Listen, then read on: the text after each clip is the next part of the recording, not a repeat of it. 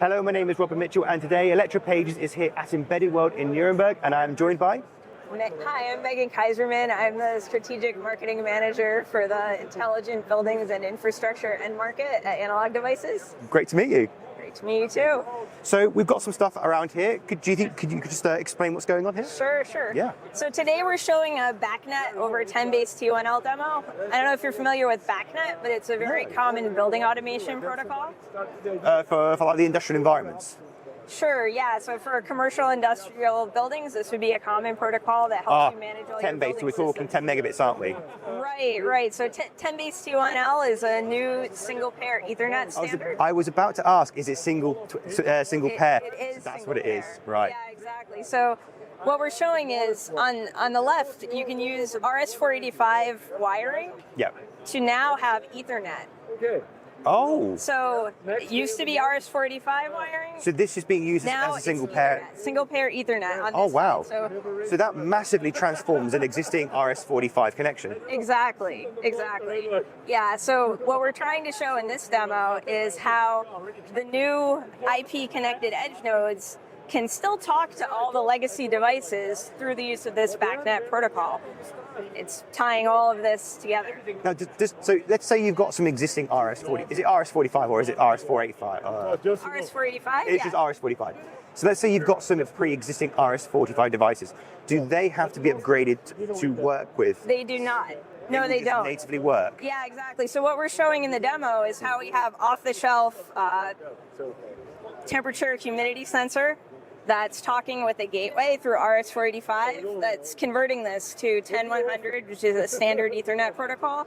And this gateway device is talking BACnet IP, so that's a IP-based version of this BACnet protocol. We've implemented BACnet IP on our Maxim 32650 microcontroller, and on this bottom board we have the 8N1110 MAC PHY, which is a 10-base T1L PHY, and it includes the MAC, so it's a simple interface to the microcontroller SPI interface. So there's one thing I think I'm just a bit confused by. So pre-existing RS-45 can be converted into a single twisted pair Ethernet, but this device here, which is a pre-existing RS-45 temperature sensor, is still using RS-45 to communicate with this module here. Sure, yes. And then that's converting that signal into the single twisted pair Ethernet. So this is on the left-hand side. This is showing the legacy system. So really, this gateway at the top is allowing the RS-485 edge node to be an Ethernet device. And so that's basically bridging the network. Right, yeah, so that's exactly. acting as a bridge. So on the other side is 10-base T1L. So I guess the point is, if you wanted to upgrade, you could take out this gateway and you could put in this BACnet T1L edge node, and it would work fine over here. I mean, you still need a media converter in this case, because you do need to get from the 10100 Ethernet to T1L. Oh, okay, yeah, I see. So that is another key piece that's from Arrow that we're exhibiting here. But yeah, I mean, you can take RS-485 existing nodes and make them single pair Ethernet. And I suppose one of the biggest advantages of a system like this is that you can still use legacy hardware, but upgrading it to use single twisted pair Ethernet. Yeah, so you can have secure nodes. Like if you move to Ethernet from RS-485, you can get things that are secure. Yeah. Because RS-485 is not. Doesn't do. Yeah. And so it's basically adding it on top of the communication standard. Right. Yeah, exactly. Once you move to Ethernet, you can use modern security crypto schemes, and so you could ensure that only authenticated devices are communicating on the network, versus RS-485, where any data that you see is, trusted.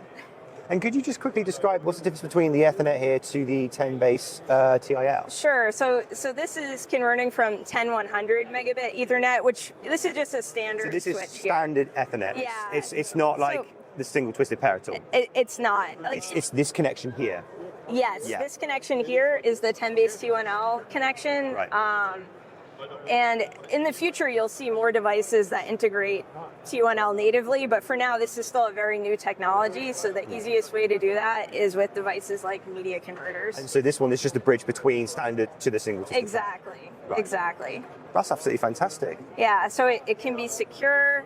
You can have seamless connectivity. Like sometimes the gateway makes it hard to access the data down here, so you can do better optimization for your building management system.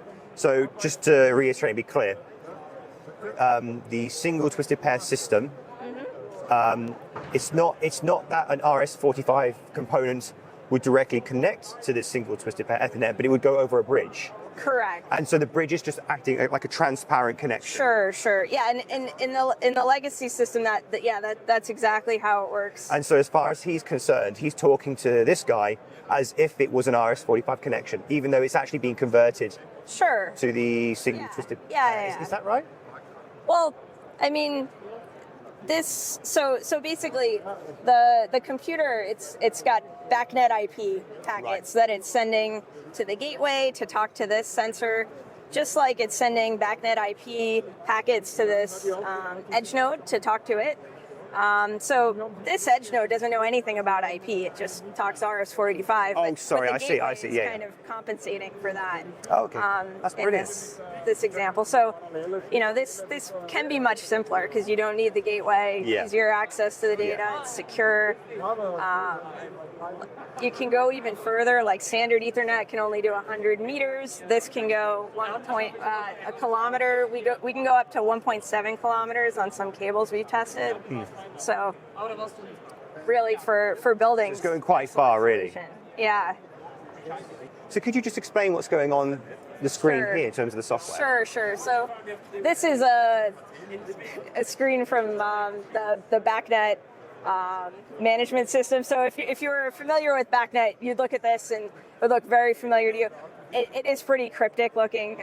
Basically, you can see there's a humidity and temperature reading So we've got on the that. screen. So relative humidity is 33.77. Oh, yeah, there it is. And got the it. temperature is 21.68, so that's being read from this sensor. Which is RS-45. Sure. So you're getting some laughs out of this, you are. Yep. And the other one you see at the top, the Yeah. LED indicator, that's what we're controlling on our edge nodes. So we can change it so that's on or it's off. Yeah. Like you can imagine that's an actuator in a HVAC system, so it's controlling the airflow. Basically, we're showing you could either be reading data, you can be controlling data. Doesn't really matter. So just before we end this clip, if there's engineers out there who want to get into this kind of hardware, what would you recommend that they do? Sure. So we have evaluation boards for the eval-8N1110. We also have evaluation boards for the other two variants I mentioned, the 8N1100 and the 8N2111, which is the two-port switch. You could check out this media converter from Arrow. So we have those things available today, and you can check out our website for different application notes and software drivers. That's fantastic. Well, thank you for taking the time to speak to us today. Thank you. Awesome. Thank you. Appreciate your Thank you. time.